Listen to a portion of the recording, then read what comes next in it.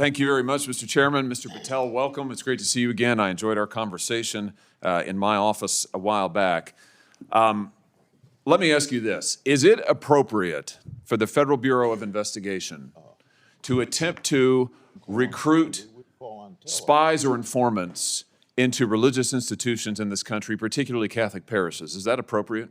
I don't believe so, Senator. Mr. Patel, are you familiar with the recent actions of the FBI in this regard, including this memo that I have right here, making a list of Catholic churches and parishes that they regard as potentially suspect and directing the potential recruitment of informants and other spies, let's be honest, into those parishes? I'm familiar with that memo, Senator. Mr. Patel, would you commit to me that you will, if you are confirmed, that you will finally and officially withdraw this memo and make it clear that this is not only unacceptable, but that it is an absolute violation of the First Amendment that every American enjoys under the Constitution of the United States?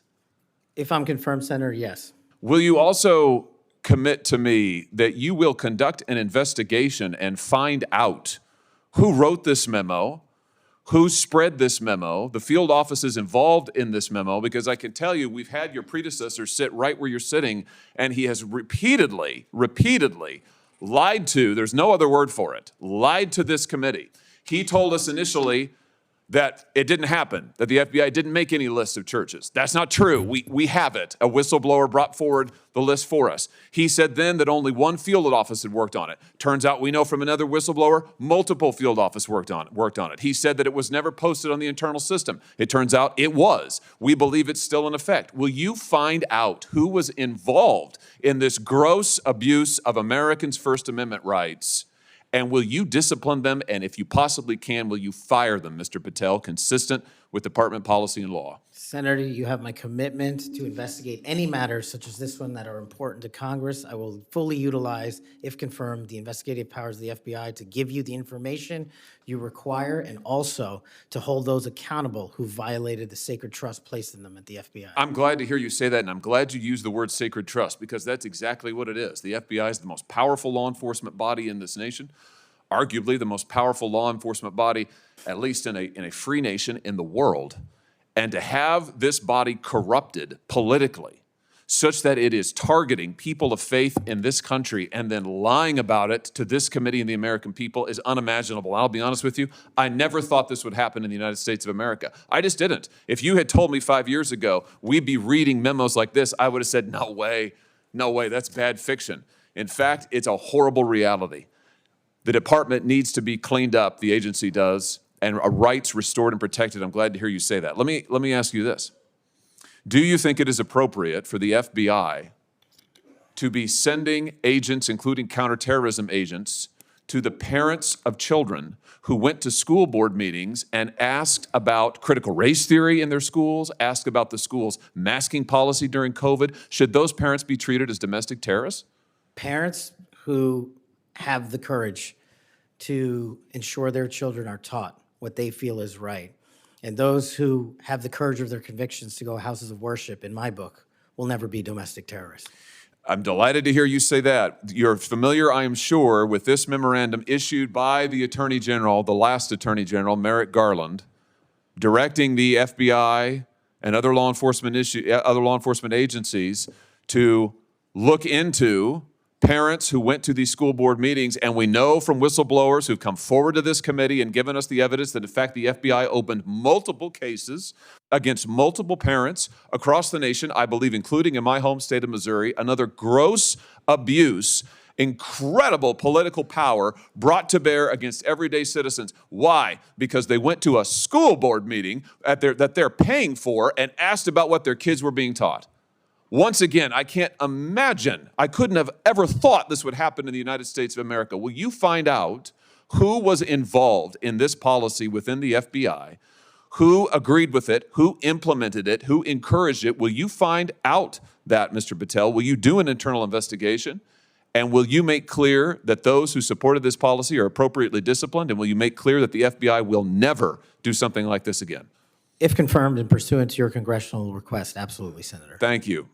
Let me ask you this. Do you think it's appropriate for the FBI to target people of faith particularly those who hold pro-life convictions, do you think it's appropriate for the FBI to single out and target people of faith in order to discourage the exercise of their First Amendment rights? There can never be a targeting by law enforcement just based on their people's faiths. And yet, under this last administration, the FBI and DOJ together brought numerous prosecutions under the FACE Act for nonviolent protests. President Trump has recently pardoned some of these folks, but it also includes individuals like Mark Houck from Philadelphia region, from Pennsylvania, who had an FBI SWAT team arrive at his door in the early hours of the morning, armed, of course, terrorizing him and his children, took him into custody.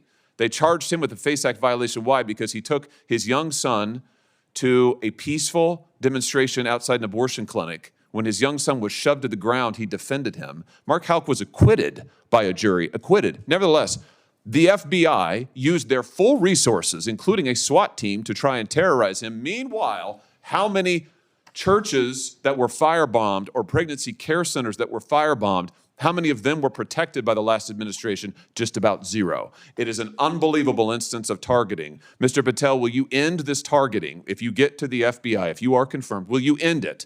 And will you make clear to all agency personnel that there can be no targeting on the basis of religious belief, and this will never happen again in the United States of America, at least not under your watch?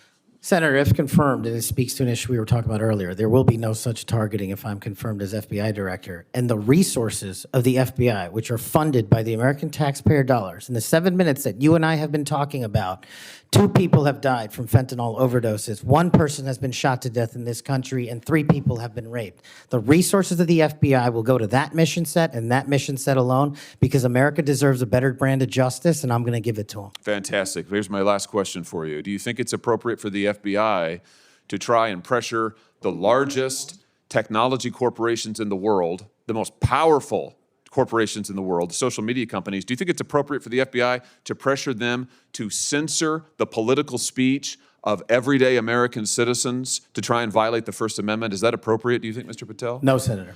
Will you put an end to this, Mr. Patel, if you are confirmed at the FBI? Senator, if confirmed, I will work with Congress to expose any corrupt activities the FBI has participated in, especially involved in the censorship of free speech. Because we know from the court cases that have been brought across this country, and we know from the voluminous factual finding that was done, and it's in the record, that the FBI and other agencies of this government under the last administration pressured, coerced these social media companies to censor speech of everyday Americans on a range of issues, from the Hunter Biden laptop to COVID, to the Dobbs decision, you name it, they tried to censor them. The Constitution doesn't permit the government to do it. The FBI tried to get the social media companies to do it. Will you end this practice, Mr. Patel, once and for all? Senator, I will always follow the law. Thank you. Thank you. Thank you, Mr. Chairman.